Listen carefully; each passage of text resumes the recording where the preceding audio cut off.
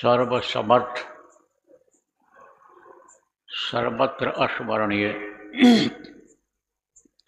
दाता दयाल दीन बंधु कृपा निधान परम पूज्य गुरु जी महाराज, उपस्थित सभी साधक सत्संगी नामदानी कार्यकर्ता जिम्मेदार बच्चे एवं बच्चियों, आज 2 दिसंबर 2025 सायंकाल ध्यान भजन के बाद का समय जालोर आश्रम पर अपने लोगों को एक दूसरे से मिलने, साथ में बैठकर ध्यान भजन करने का जो ये अवसर मिला, इसमें बहुत बड़ी दया गुरु महाराज की हुई है। आपके संस्कार जगे हैं। संस्कार जब जगता है तभी आदमी एक जगह से निकल करके, अपने घरों से निकल करके और एक स्थान पर ध्यान भजन के लिए, सत्संग सुनने के लिए पहुंच पाता है। संस्कार बड़ी चीज़ होती है। संस्कार ही छोटा बड़ा बनाती है और संस्कार ही लोगों को दुष्ट बना देता है, लोगों को चोर और डकैत बना देता है, व्यभिचारी अत्याचारी बना देता है। संस्कार बड़ी चीज़ होती है। और संस्कार कैसे बनता है? प्रारब्ध से बनता है, पूर्व जन्मों के कर्म से बनता है। कर्म का बड़ा जटिल विधान काल भगवान ने बना दिया है। कर्म का बंधन जल्दी छूटता नहीं है। कर्म के अनुसार ही मनुष्य शरीर मिलता है और कर्म के अनुसार से गरीबी अमीरी मिलती है। कर्म के अनुसार से सज्जनता और दुष्टता आती है। ये सब कर्मों का ही चक्कर है। तो देखो, आप लोग जो पढ़े लिखे लोग इसमें बैठे हो, कंपटीशन होता है। कंपटीशन मतलब यह है कि प्रतियोगी परीक्षा जिसको कहते हैं, तो उसमें जिनके अच्छे नंबर होते हैं उनको अच्छा वादा मिल जाता है और जिनके कम नंबर होते हैं उनको बीच वाला वादा मिलता है। और जिनके बहुत कम नंबर होते हैं लेकिन वो पास हो जाते हैं, उनको कोई छोटा पद मिलता है। जैसे जिले का मालिक कलेक्टर होता है, उत्तर प्रदेश में डीएम कहते हैं। तो जिसका बहुत अच्छा नंबर होता है आईएएस में, वो डीएम बन जाते हैं, कलेक्टर बन जाते हैं। और जिनका थोड़ा कम होता है उनको एसडीएम में भर्ती करते हैं और फिर बाद में उनकी तरक्की होती है तब वो डीएम बनते हैं। इनका और कम नंबर होता है उनको तहसीलदार वगैरह बना देते हैं। ऐसे पुलिस कंपटीशन में भी है। इसी तरह से अधिकारी तो जैसे बना दिए गए, सब अधिकारी होते हैं। तहसीलदार की भी ऊंची कुर्सी होती है, एसडीएम की भी ऊंची कुर्सी होती है और कलेक्टर की तो ऊंची होती ही होती है। इसी तरह से मनुष्यों तो मिल जाती है, लेकिन दुष्ट के घर में, चोर डकैत जैसा बताया, उनके घर में जन्म हो जाता है तो उसका असर आता है। कहा गया कि जैसे को तैसा मिले, जैसे को तैसा मिले, और मिले कीच में, मिले नीच को नीच, और पानी में पानी मिले और मिले कीच में कीच। अब इसका मतलब समझा दें। जैसे समझाया जाता है आपको कि बच्चों की देख रेख करते रहो, बच्चियों की देख रेख करते रहो, इनको संभालते रहो। नहीं कोई ख़राब बच्चा मिल जाएगा तो आदत उसकी ख़राब कर देगा, कोई ख़राब बच्ची मिल जाएगी उसके साथ हो जाएगा उसका, तो उसी आदत में वो भी ढल जाएगी। ऐसे ही जैसा साथ पड़ जाता है वैसे ही वो बन जाता है तो नीचता आ जाती है, नीचता आ जाती है उसी में जब नीच मिल जाते हैं। पानी में पानी मिलता है तो पानी जैसा हो जाता है, वो भी पानी में मिल जाता है, पता नहीं चलता है यह नापदान का पानी है कि ये नदी तालाब का पानी है, पता नहीं चलता है, उसे मिल जाता है। ऐसे कीच भी बह करके आता है, कीचड़ जिसको कहते हो, कीचड़ में मिल जाने के बाद वैसा ही हो जाता है। कोई पतला कीच हो बह करके आया हो तो उसमें मोटे कीच में मिलकर वैसा ही बन जाएगा। तो इसी तरह से एक लड़का था तो संस्कारी, लेकिन उसका जन्म हो गया चोरों के यहाँ। तो चोर को क्या सिखाते हैं? चोरी करना, कहीं फंसो नहीं, फंस जाओ तो ऐसे निकल जाओ, ऐसा बात बोलो, इस तरह से करो। चोर होते ना, चोरी करते हैं और पकड़े गए, पागल बन गए, ऐसे गिर गए, मालूम पड़ा बेहोश हो गया। कोई अगर एक थप्पड़ मार भी दिया तो गिर गया, बेहोश हो गया। और बेहोश होने के बाद लोग सोचते अरे मर न जाए, तो हट जाते हैं वहाँ से, बस उठकर भाग जाता है, निकल जाता है सर से। तो बहुत सारी चीज़ें ये सिखाते हैं, तब चोर यानी समझो कि निकल पाते हैं, छूट पाते हैं। वो धोखा दे देते हैं लोगों को। देखो पुलिस कस्टडी में से बदमाश निकल जाते हैं धोखा दे करके, विश्वास में उनको लेकर के, तो वो सिखाते हैं। तो बुद्धा सिखाया करता था बच्चों को अपने कि चोरी इस तरह से करना, और यानी फंस जाओ तो मारपीट भी कर देना, और सब सिखाता रहता था। और कोई धर्म कर्म की बात मत सुनना, कहीं कहीं यानी कथा भागवत होती हो तो वहाँ मत जाना, कोई सत्संग होता हो, महात्मा आए हों उनके पास मत जाना, मंदिर मस्जिद में कहीं भी मत जाना। तो एक लड़का था, संस्कारी था उन्हीं परिवार में, तो उसने कहा कि अगर हम कहीं पहुँच जाएं ऐसी जगह पर और जहाँ अच्छी बातें सुनाई जाती हो, सत्संग होता हो, प्रवचन होता हो, तब क्या करेंगे? तब बुड्ढे ने कहा तू कान में उंगली लगा लेना, कुछ मत सुनना। सुन लिया उसने। कुछ दिन के बाद योजना बनी, चलो यार वहाँ चोरी किया जाए, राजा के यहाँ चोरी किया जाए, लंबा रकम मारा जाए। तो फिर वो तैयार हो गया और लड़के को भी ले गए। तो लड़के को बाहर पहरा लगाने के लिए कर दिया। तब तक जग गए। कौन जग गया?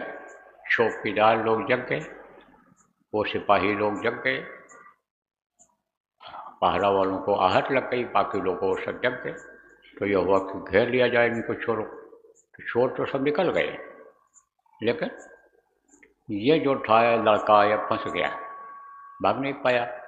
तो वहाँ पहुँच गया, जिधर रोशनी हो रही थी उधर पहुँच गया, और वहाँ प्रवचन चल रहा था, और वो विद्वान जो बैठे थे यही सुना रहे थे, देवताओं की बात बता रहे थे कि देवताओं के परछाई नहीं होती है, देवताओं का पैर जमीन में नहीं पड़ता है, यही सब विशेषता बता रहे थे। तब यही दो चीज़ वो सुनो, और सुन करके आप ये समझो कि पकड़ा गया, वहीं छुप गया था, मंदिर में छुप गया था।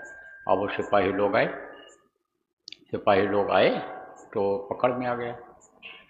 जब पकड़ में आ गया तो उसको मारे पीटे, लेकिन कबूल नहीं किया, उसने कबूल नहीं किया।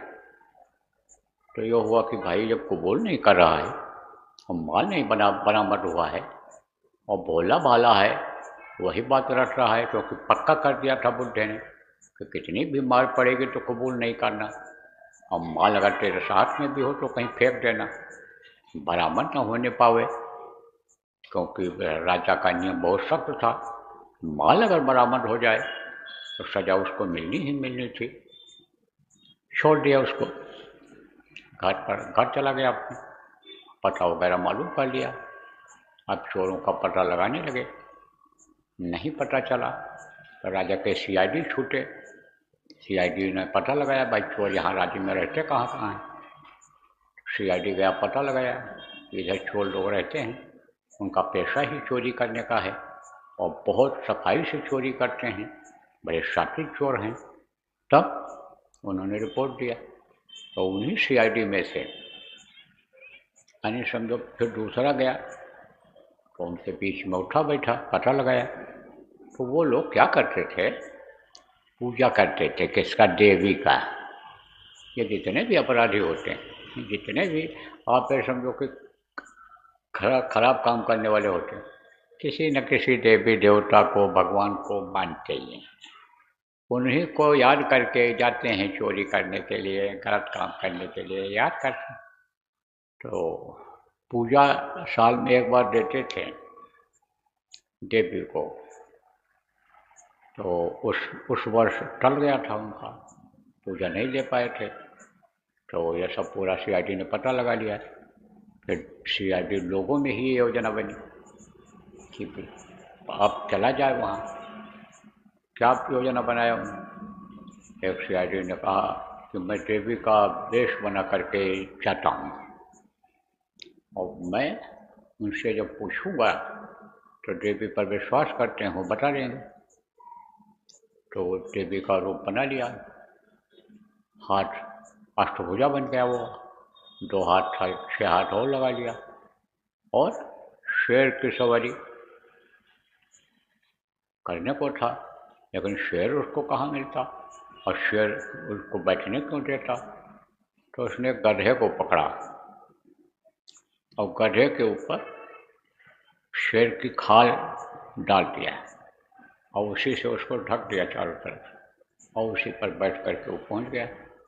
हर रात का समय था, आवाज़ लगाया दरवाजे का, उठो मैं देवी हूँ, मैं तुम्हारा नाश कर दूँगी, तहस नहस कर दूँगी। तुमने हमको पूजा नहीं दिया है, अब तो तुमको ज़्यादा पूजा में खर्चा करना पड़ेगा। बताओ तुमने चोरियाँ कहाँ कहाँ की और कितना धन लूट करके लाए और कितना खर्चा करोगे हमारे पूजा में, ये सब बताओ। तो आए सब लोग, घर के लोग निकले तो देवी को देखकर तो खुश हो गए कि आज तक तो देवी का कभी दर्शन सपने में भी नहीं मिला था।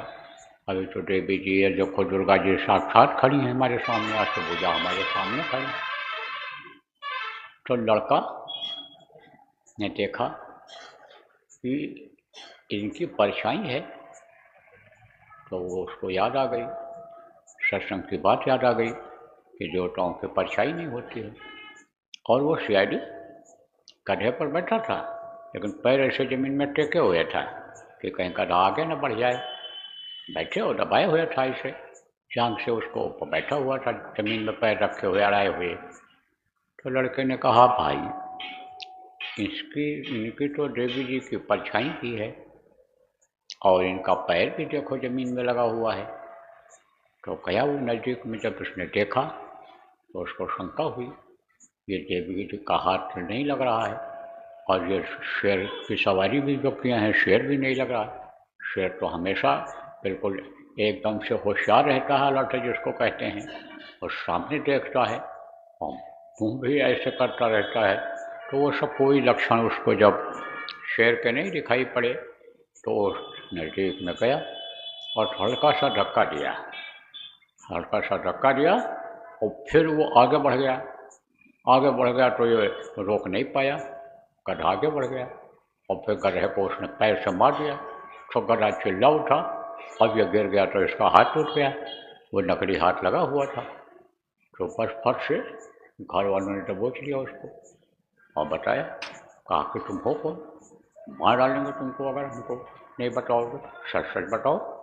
तो जान बचाने के लिए उसने बता दिया कि मैंने इस तरह से ये किया था। तो फिर क्या हुआ, क्या हुआ कि बुढ़े ने पूछा लड़के से, ये बता कि तेरी कम उम्र में यह अकल तुझको आई कहाँ से, कहाँ से सीखा इसको तूने।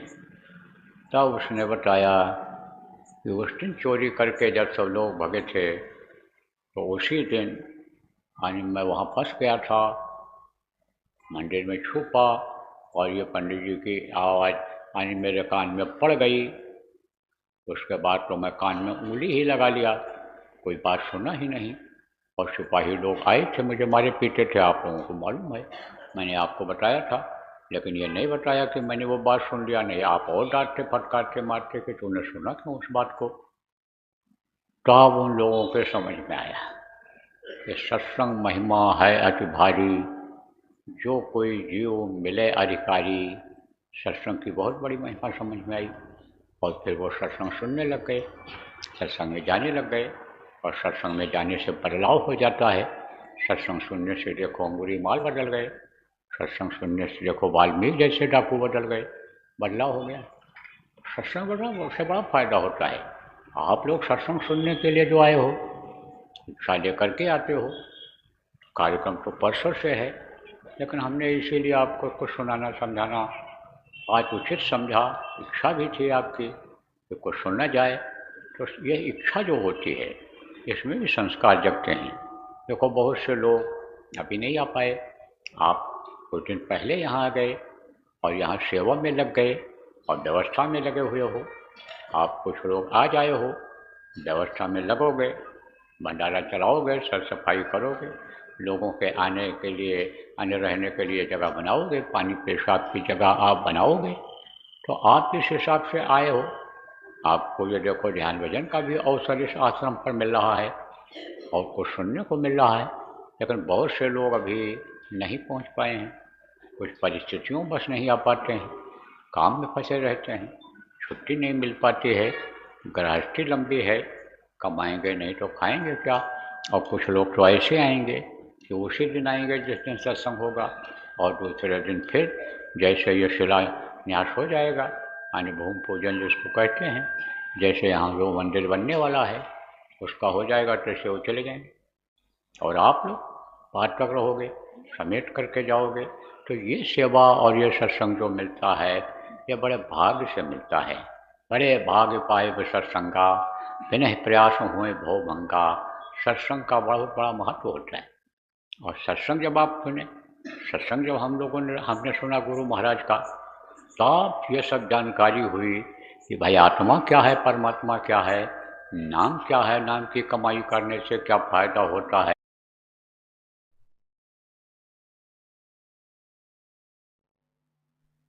बुलाए गुरु महाराज, यहाँ पर आ जाओ, साधना शिविर लगेगी, यहाँ साधना कराई जाएगी, यहाँ सत्संग सुनाया जाएगा।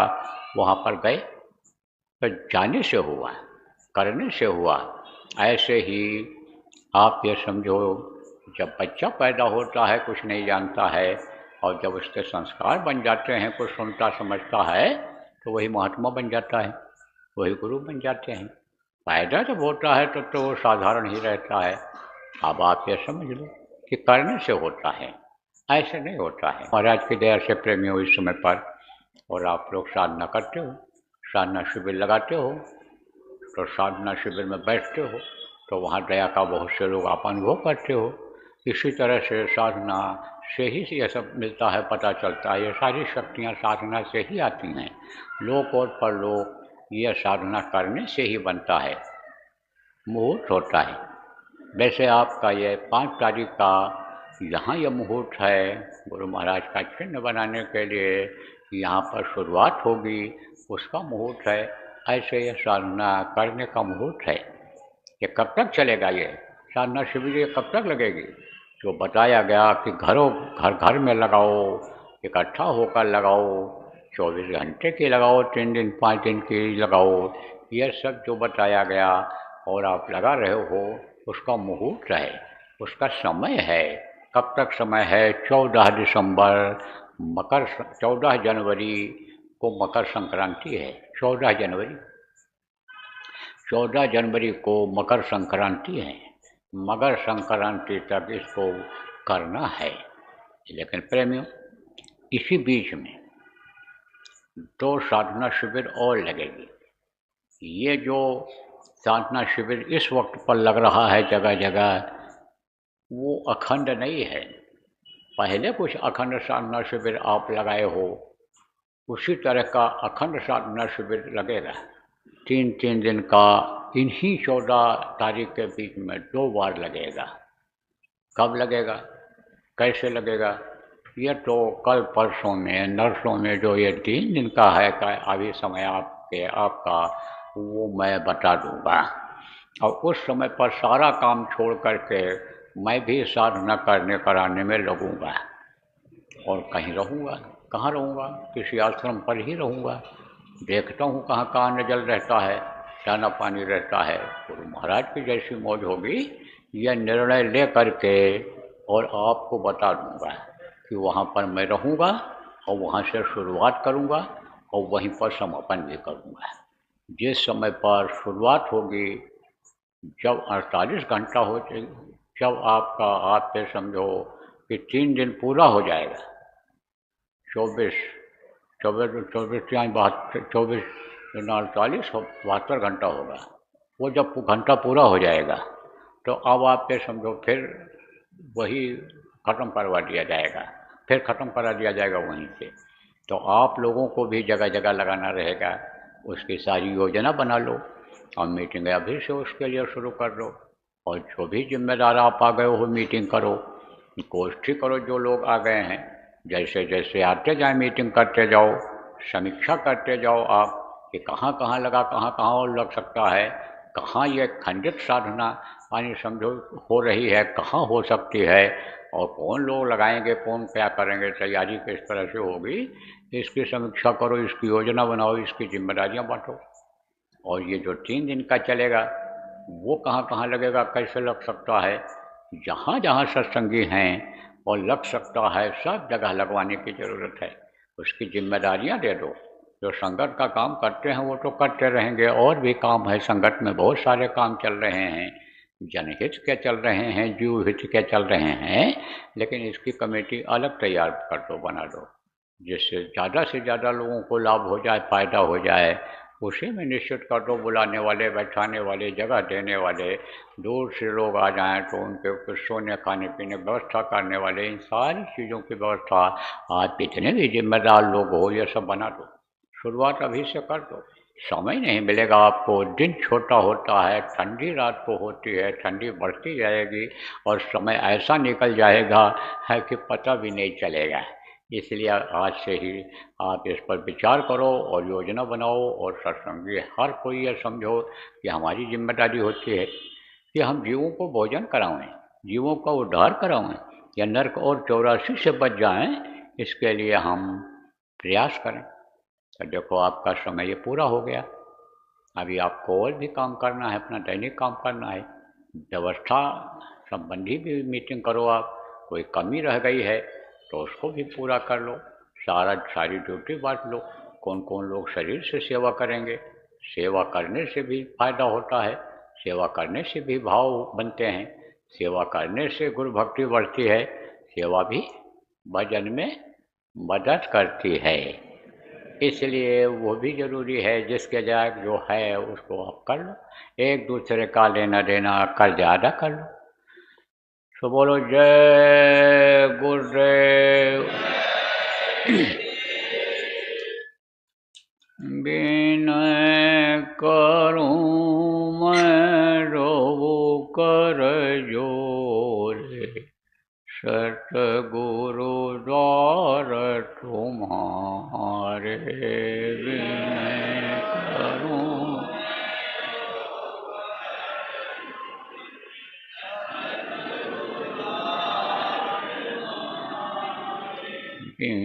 घृत दीप आरती साजूं, दो अखियन मझधारे। घृत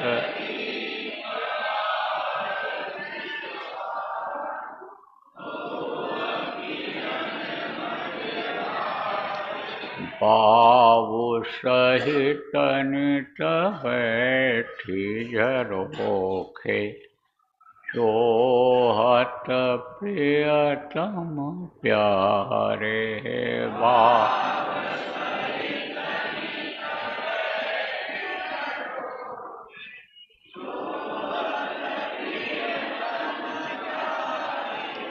पग ध्वनि सुनो श्रवण हिय अपने, मन के काज विसारे। पग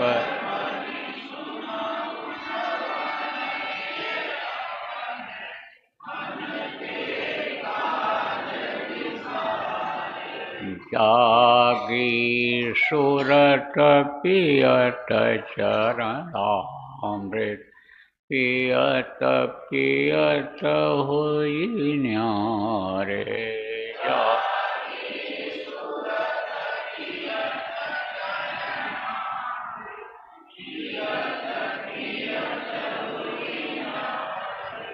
घंटा शंख मृदंग सारंगी बंशी मीन सुनारे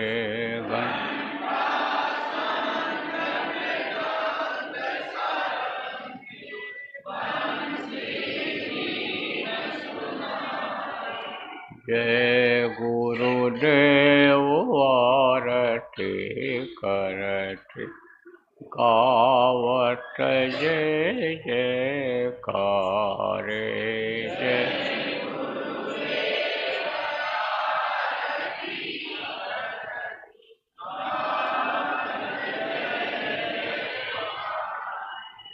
विनय करूं मैं दो कर जोरे सतगुरु द्वार तुम्हारे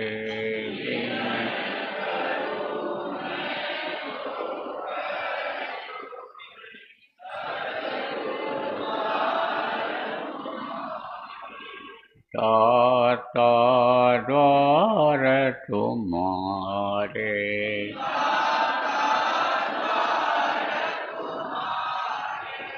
मालिक द्वार तुम्हारे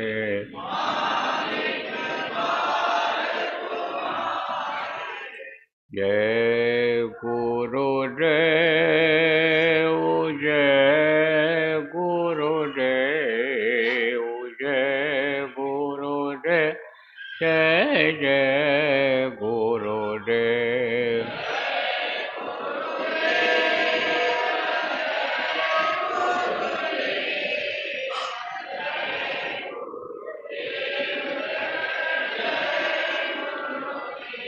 जय गुरुदेव जय गुरुदेव जय गुरुदेव जय जय गुरुदेव